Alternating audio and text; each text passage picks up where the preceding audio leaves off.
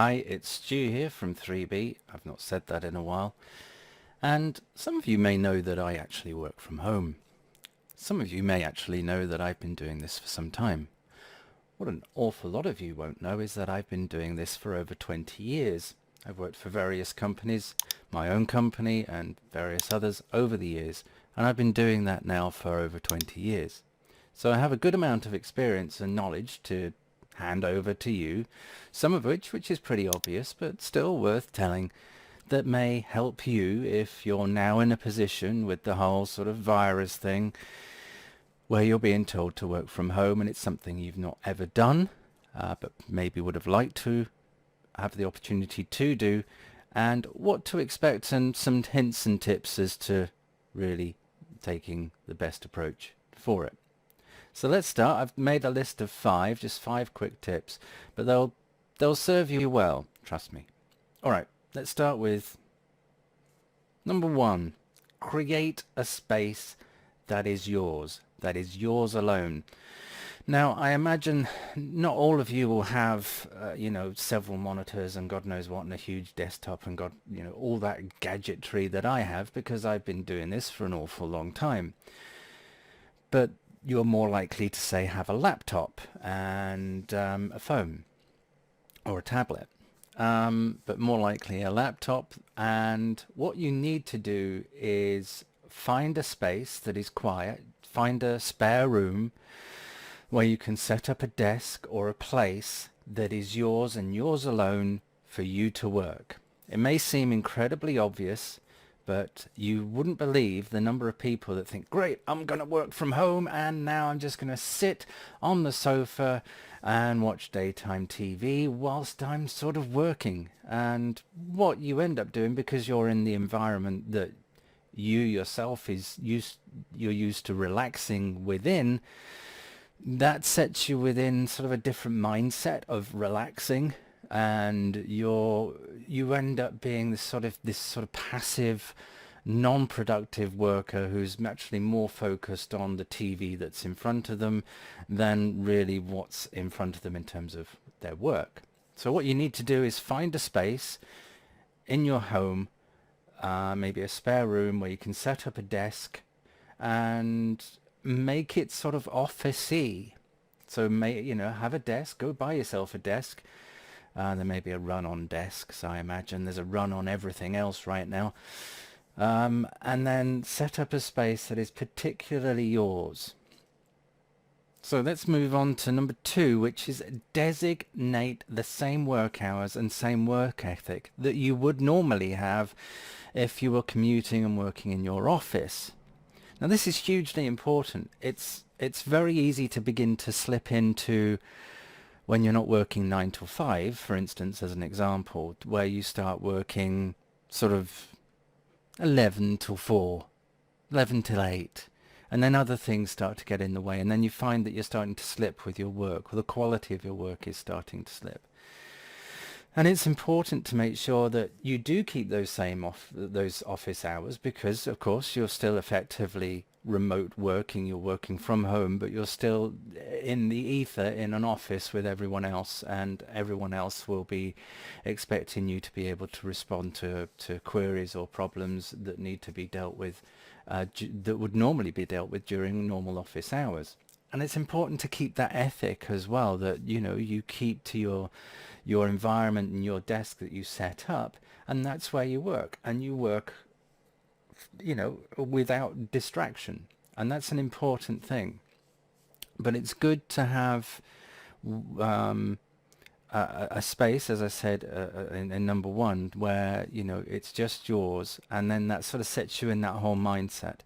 So make sure you set these work hours and you set this same work ethic, and number one helps with that, but obviously you have to work within that time frame, those hours that you would normally work, and keep focused on the work in hand.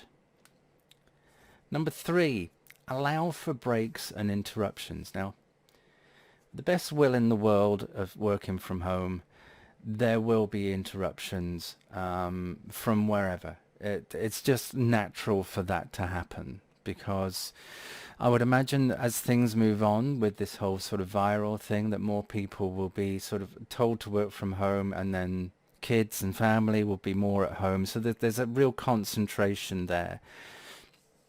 So you have to allow for interruptions, but you have to be very firm both with yourself and with those that are interrupting you, that it has to be, not something that's just nonsense. It has to be an important interruption that couldn't be dealt with and only could be dealt with by you.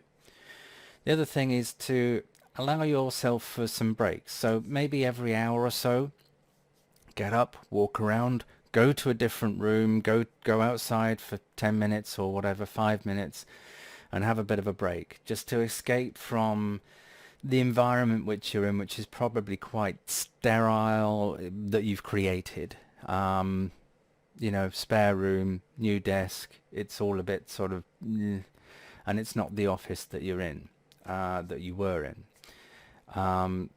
And over time you can then make it, like I have here, it's all just, this takes an awful lot of time.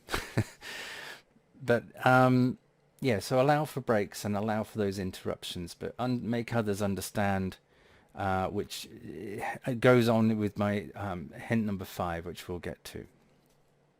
Number 4, and this is a hugely important one, is turning off distractions. So many people, when they first work from home, and I used to date an American girl, and she worked from home a few times, and she would sit on in the living room in her pajamas, and she's got American daytime talk show on TV, and she's sort of writing some legal documents. She was a lawyer, and it's just bizarre. You have to turn off those distractions. If you don't turn off those distractions, then understandably that's going to take away from your work, the quality of your work, the flow of your work, and it goes along with that whole sort of designated work hours and work ethic thing. So don't have music on in the background, because that's distracting. Certainly don't have a television on, or ideally, if there is a television on, there's other people at home, tell them to turn it down, or to be aware that you're working and that you need the peace and quiet to enable you to do that effectively. Which moves us on to number 5, which is be strict with yourself and your family. You are working from home. You are making the money, so they can do all the things that they want to do, and you yourself. And it's important that you tell them when you're working, when you're at your desk, you're at work. So they wouldn't come into your office during the day when you're normally at your office and complain about that the Xbox isn't working properly.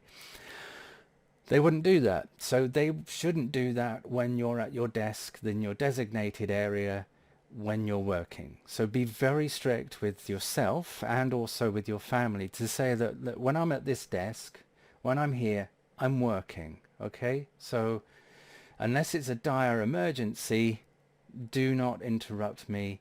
So be very strict with others and yourself, and make them understand that even though you're at home, you're working. So those are my 5 sort of top tips, I would say. There's an awful lot of other things I could spout on about, but that's more related to sort of the technologies that you would necessarily use that are starting to come in a lot more with remote working, some of which are oddly draconian, but we won't go into that, and it's a big bugbear of mine. It's just, the longer you do it, the more you get used to it, and then you begin to create an environment where it is, becomes your office, becomes your home. One of the other things that people get concerned about is the interaction that they'll lose with others.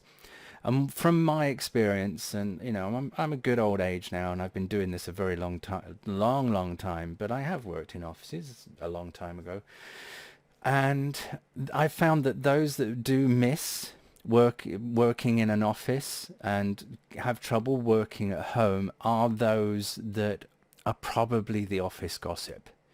They miss the interaction because they're the one that's standing by the water cooler gossiping about Jeff, who's in accounts, who did something really bad with Laura in the stationery cupboard.